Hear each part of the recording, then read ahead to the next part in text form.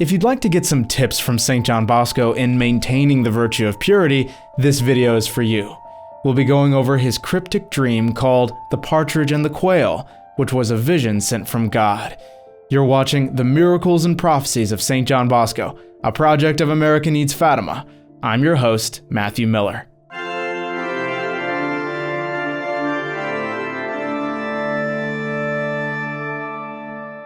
On January 16th, Don Bosco said, "I'll tell you about a dream I had the night before last. I was hiking with all of you and many others. We stopped at a vineyard and everyone went to eat the nearby fruit. Some ate figs, some grapes, some peaches, and some plums. I was in their midst, cutting branches of grapes, picking figs, and distributing them to the boys. I thought I was dreaming and regretted that it was a dream. I said to myself, let the young men eat. Amid the rows of vines, we saw the vine dresser who cuts and cultivates the vines. We crossed the vineyard again, and the way was difficult. Deep furrows cut the vineyard, so we had to descend, climb, and jump to cross them. The stronger boys jumped over them. However, the smaller ones also jumped, but instead of reaching the opposite row, they fell and rolled into the ditch. So I looked around, saw a road bordering the vineyard, and headed toward it with all my boys. The vine dresser stopped me and said, 'Do not go on that road. It is impassable, full of stones, thorns, mud, and ditches. Continue on that path you were taking.' I replied, 'You're right, but these little ones can't just walk through these ruts.' He replied, 'Just let the older ones take the smaller ones on their shoulders, and they'll be able to jump over from row to row.' His arguments did not persuade me, so I went with all the boys near the road and saw that he had told the truth. The road was frightening and impassable. We had no choice but to keep crossing those furrows along a path parallel to the dirt road. Thus, we went through the vineyard as best we could. Finally, we found a thick hedge of thorns at the vineyard's end that opened into a passage. With great difficulty, we descended from a high bank. We found ourselves in a delightful valley filled with trees and covered with grass. In the middle of this meadow, I saw two former oratory boys who came and greeted me. We talked for a while, when one of them held up two birds he had in his hand. 'Look, see how beautiful these are,' he said. 'What are they?' I replied. 'One is a partridge, and the other is a quail that I found.' 'Is the partridge alive?' I asked. 'Yes.' He gave me the beautiful partridge that was only a few months old. 'Does it feed itself?' While I was feeding it, I noticed that its beak was divided into 4 parts, and I marveled at this fact and asked the young man why. 'The 4 parts of the beak of the partridge and the partridge itself have the same meaning.' 'I don't understand,' I said. 'What is the word for partridge in Latin?' he asked me. 'Perdix,' I said. 'Well, the letters that make up the word Perdix have this meaning. P, perseverantia, perseverance. E, eternitas tu expectat, eternity awaits you. R, referet unus quisque secundum opera sua prautgessit, sive bonum, sive malum. Everyone must render an account of his deeds, whether good or evil. D stands for dempto nomine, without regard to his name, worldly fame, glory, knowledge, or wealth. And I means ebit, he shall go. Now you also know what the 4-parted beak means, which is the 4 last things.' 'Oh, I see,' I said, 'but what does X, the last letter, stand for?' 'Can't you guess? Didn't you study mathematics?' 'Well, X means the unknown, doesn't it?' 'Good,' he replied.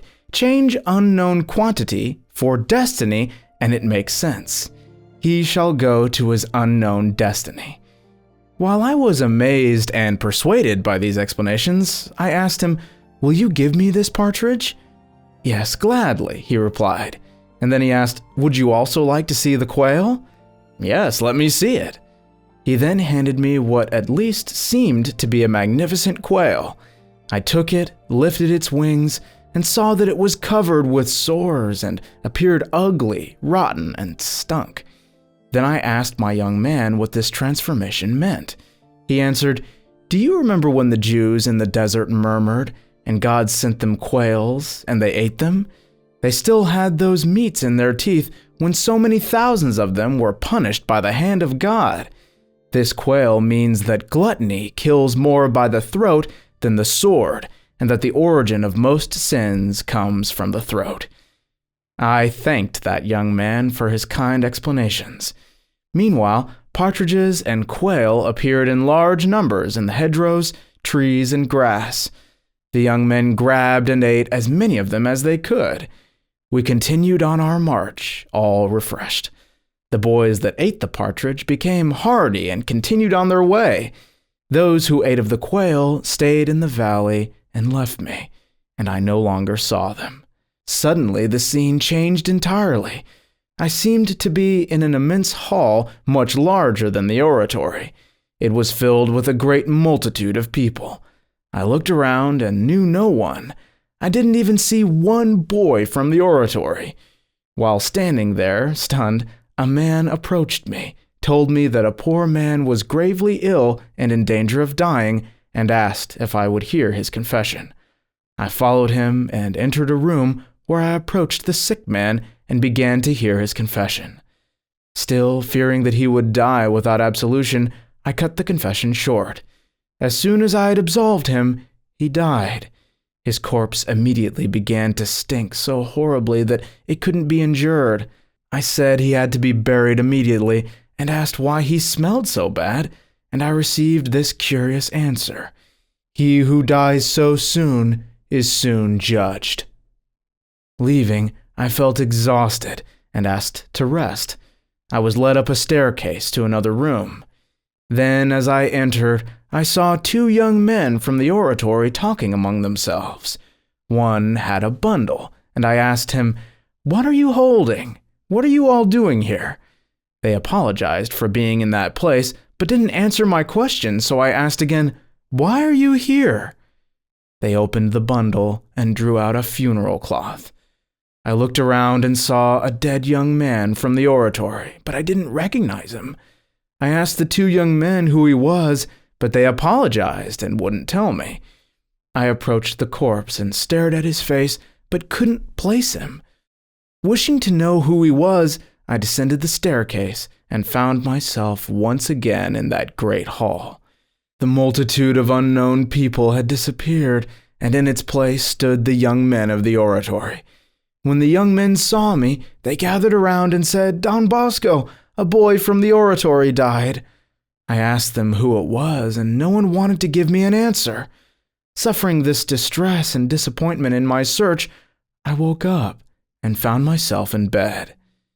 That dream lasted all night, and in the morning I found myself so tired and concerned that it seemed that I had traveled all night.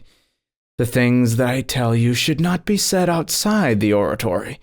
Speak of them among yourselves as long as you wish, but keep them between us. On the evening of January 18th, Don Bosco spoke again to his pupils, saying, "You'll want to know a few more things about the dream. I will only explain what the quail and partridge mean. The partridge signifies virtue, while quail is vice. The quail was beautiful, but seen up close, it was putrid with sores and symbolized impurity. The boys that ate the quail gluttonously are those who give themselves over to sinful habits. Those that ate the partridge are those who love virtue and follow it. Some boys held the quail in one hand, the partridge in the other, and ate the quail. These know the beauty of virtue, but will not take advantage of God's grace to make themselves good. Others would hold the partridge in one hand and the quail in the other. They would eat the partridge, glancing toward the quail, trying to practice virtue, but with difficulty. If they don't change, they will fall. Others ate the partridge with quail fluttering before them. They continued to eat the partridge and ignored the quail. These follow virtue and regard vice with contempt. Others ate a little quail and a little partridge. They alternated between vice and virtue, deceiving themselves that they weren't so bad. You'll ask me, which of us ate the quail and which the partridge? I have already spoken to many, and the rest of you may come to me, and I'll tell you. Love virtue and hate impurity. Practice virtue by following the commandments, praying often, making frequent confessions, and receiving communion regularly. Avoid temptation, pray the rosary, and have recourse to Our Lady to help you. Thank you all so much for watching, and if you'd like to enroll in our Saturday Mass intentions for the promoters of St. John Bosco, please click on the link I've put on the screen. God bless you, and Our Lady keep you.